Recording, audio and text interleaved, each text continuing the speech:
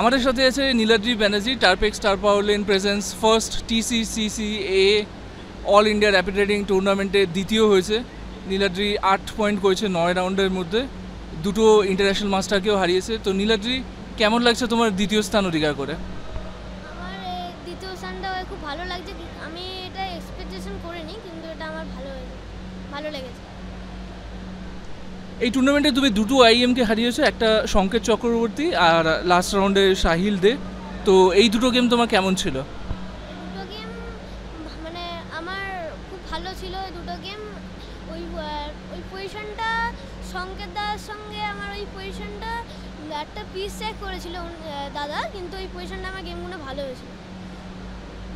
আর last রাউন্ডে সাহিলদের সাথে গেমটা খুবই ইন্টারেস্টিং ছিল, খুব কমপ্লিকেটেড। আমি বাইরে থেকে দেখছিলাম, কিছুই বোঝা যাচ্ছিল না। তো তোমার মাথায় তখন কি চলছিল গেমটার সম্বন্ধে? আমার মাথায় চলছিল যে আমাকে যাও করে পিসগুলোকে এন্ড গেমে যেতে হবে আমাকে, কেন কি এখানে অ্যাটাক আসবে, এখানে কমপ্লিকেটেড হয়ে গেলে ট্যাকটিক্যাল বিশাল কিছু হবে। সেই জন্য আমি এক্সচেঞ্জ করার ট্রাই করেছিলাম পজিশনটা। সেই জন্য ওই পজিশনটা তারপরে কিন্তু সাহিল দাদা ওই কুইন এক্সচেঞ্জ নেয়নি, ওটা খেলে লাস্টে ওই রুক এন্ড গেমটা আমার দুটো পন আপ রুক এন্ড ওর জন্য ওটা ওনার ফ্ল্যাগও পড়ে গেছিলো, কিন্তু ওটা আমার উইনিং ছিল। মানে যদি কুইন এক্সচেঞ্জ করতো তাহলে কি ডেঞ্জার থেকে বেরিয়ে আসতে পারতো সাহিল?